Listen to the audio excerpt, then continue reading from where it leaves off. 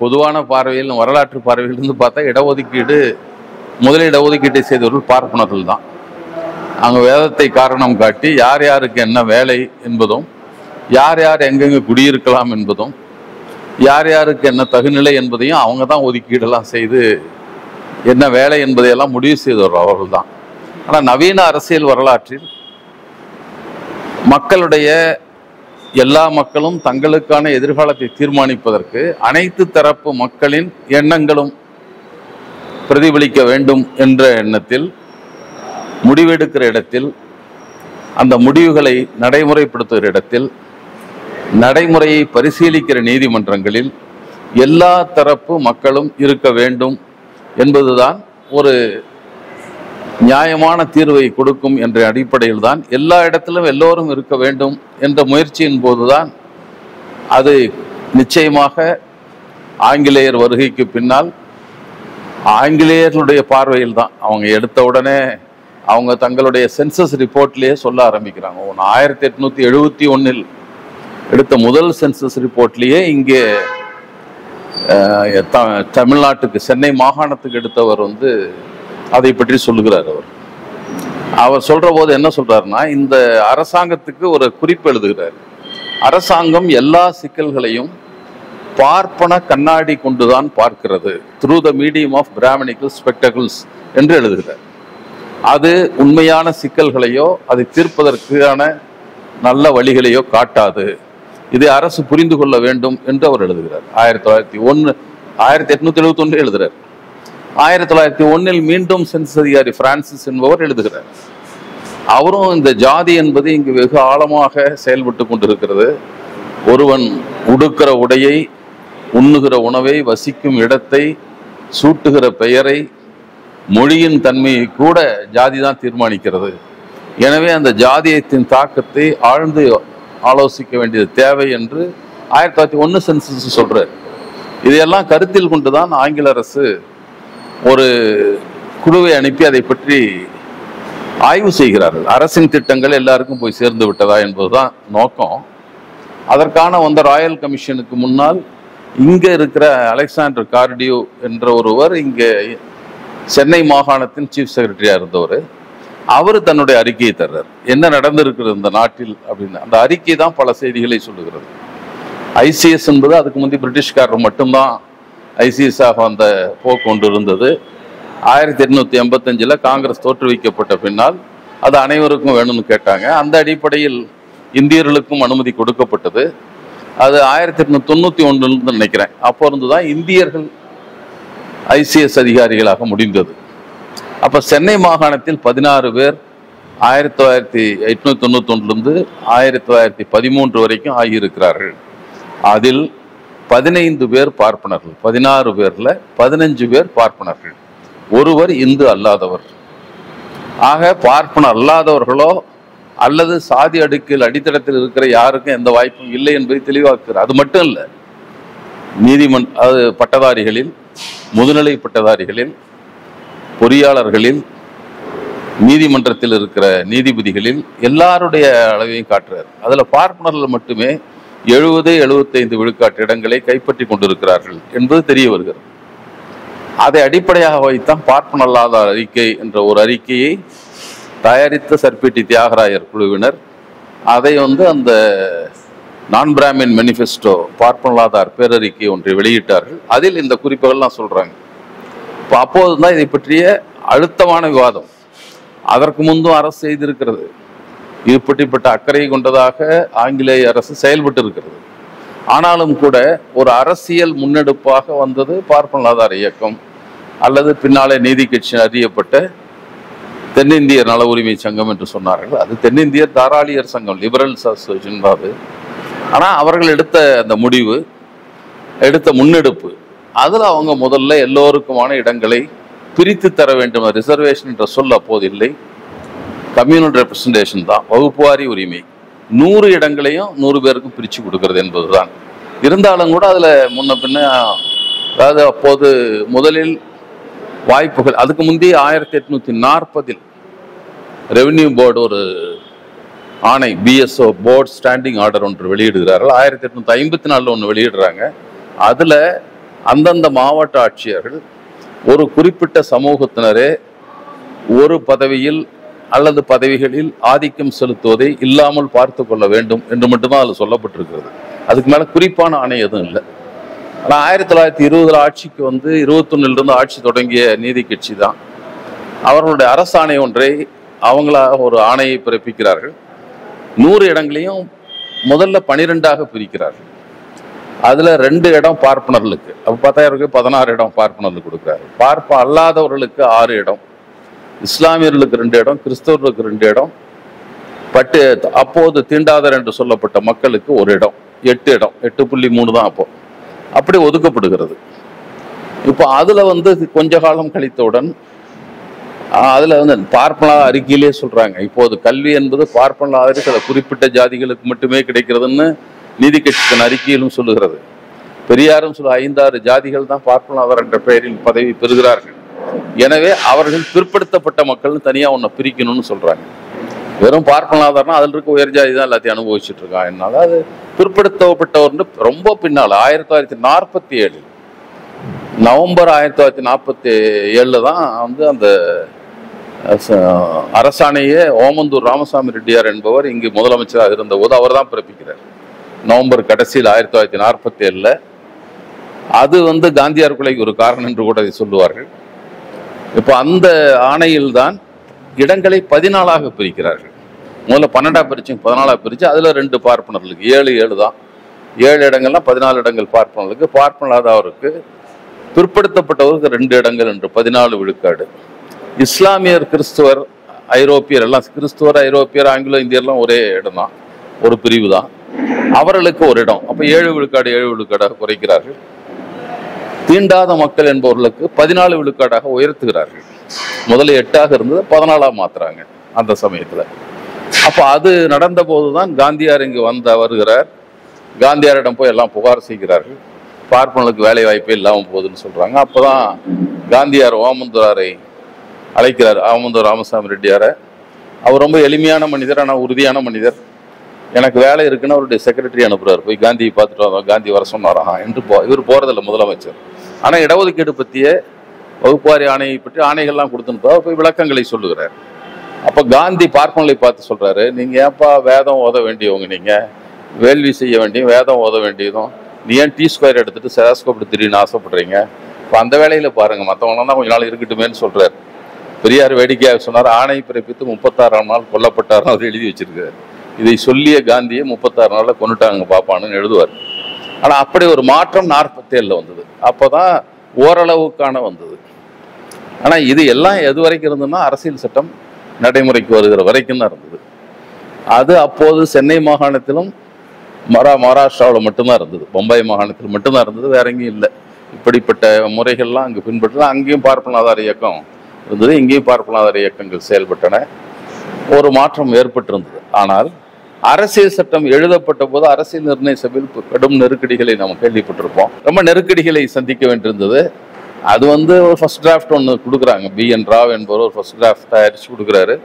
அதன் மீது விவாதங்கள் நடத்தி அதை திருத்தி அமைக்க வேண்டிய பணி, டிராஃப்ட் பண்ண வேண்டிய பணியை அம்பேத்கர் அவர்களுக்கு கொடுக்குறாரு. அப்போ அதில் அவர் சில மாற்றங்களை, இப்போ அவர் என்ன சொல்றாருன்னா, போதிய பிரதிநிதித்துவம் இல்லாத எனி கிளாஸஸ் என்ற சொல்லை சொல்லுகிறார். அதை அம்பேத்கர் எனி பேக்வர்ட் கிளாஸஸ் என்று மாற்றுகிறார், அந்த சொல்லை மாற்றுகிறார். who are not adequately represented என்று தான் அதை சொல்லி அவங்களுக்கு இடஒதுக்கீடு செய்யலாம்ங்கிறார். ஆனால் அதை வேலை வாய்ப்புக்கு மட்டும்தான் செய்வதற்கு அனுமதித்தார். கல்வியில இடஒதுக்கீடு அரசியல் சட்டத்தில் வழங்கப்படவில்லை, வழங்குவதற்கு விடவில்லை. இதுக்கே விடல, அதுக்கே விடுவான். அப்போதே அதற்கே பெரிய போராட்டங்கள், அது தடைகள்லாம் வந்தன. அதில் சமாதானப்படுத்துவ அம்பேத்கர் சிலவற்றை அப்போதைக்கு சமாதானப்படுத்த சில வார்த்தைகளை சொல்லுகிறார். அதை பிடிச்சிதான் இன்னைக்கு வரைக்கும் பேசிட்டு இருக்கான்.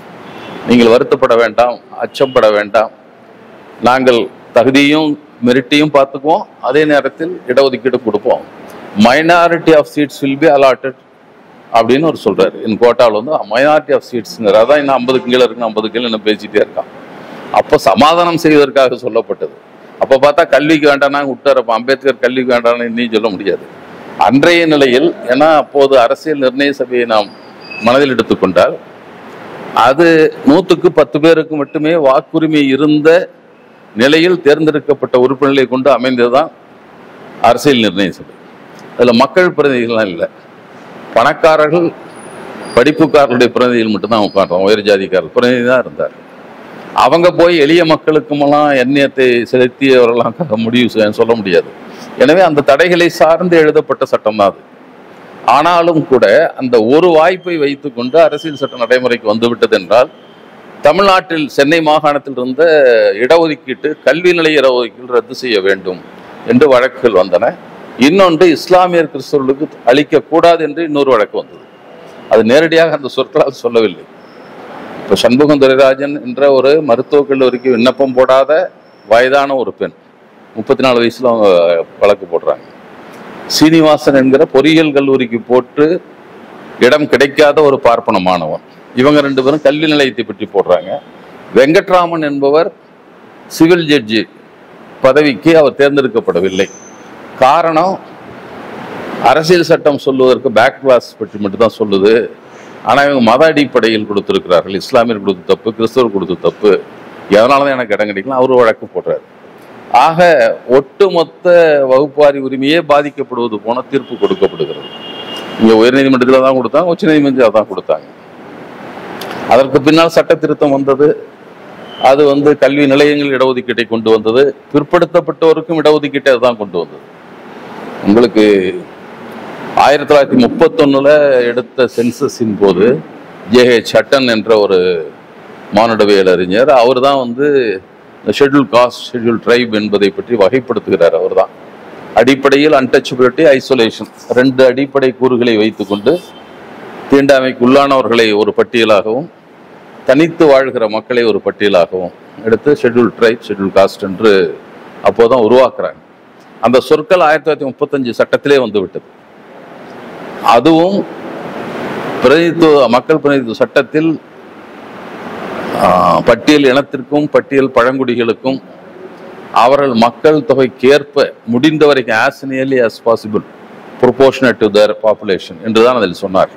கொடுக்க வேண்டும், அதை அப்படியே இதிலையும் பின்பற்ற வேண்டும் என்று சொன்னார்கள். வேலை வாய்ப்புக்கு கல்வி நிலையங்களில் அது பிரச்சனை இல்லை.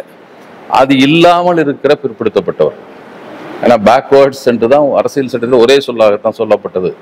16(4) என்ற உட்பிரிவில் 15 நாளில் தான் schedule cost, schedule try, backward classes, other backward கிளாஸ்லாம் அப்போ தான் சொன்னாங்க.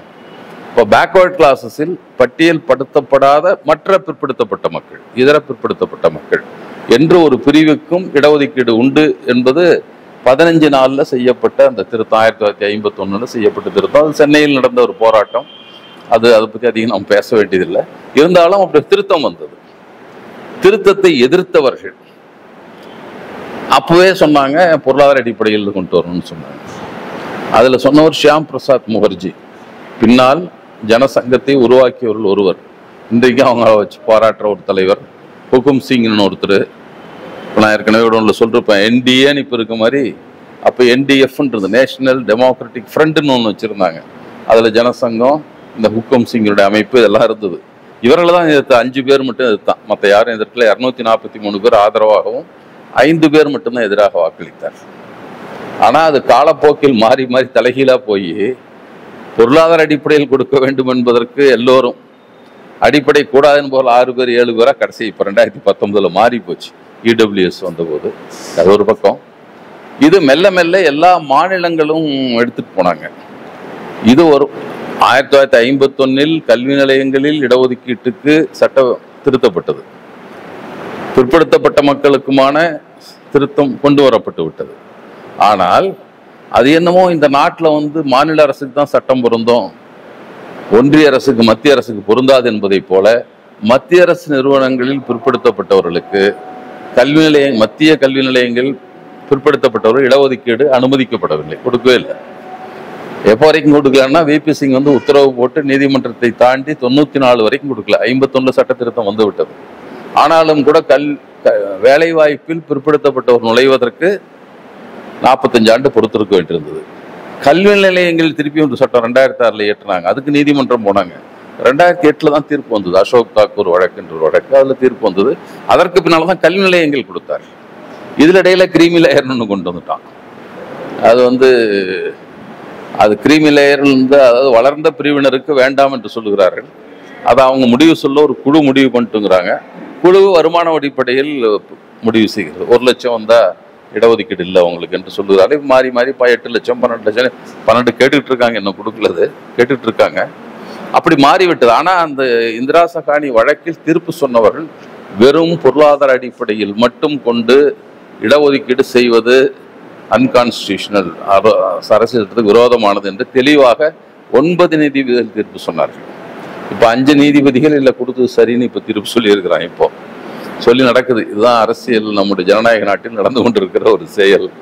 எனவே அது வந்து முதல்ல வரலாற்று காலத்திலிருந்து வஞ்சிக்கப்பட்ட மக்களுக்கு, புறக்கணிக்கப்பட்ட மக்களுக்கு ஆட்சியில், ஆட்சி நிர்வாகத்தில், அதற்கு தகுதிப்படுத்துகிற கல்வியில் எல்லோருக்கும் பங்கு வேண்டும், எல்லோருக்குமான இடம் ஒதுக்கப்பட வேண்டும் என்ற சிந்தனையோடு கொண்டு வரப்பட்டது தான் இந்த முயற்சி.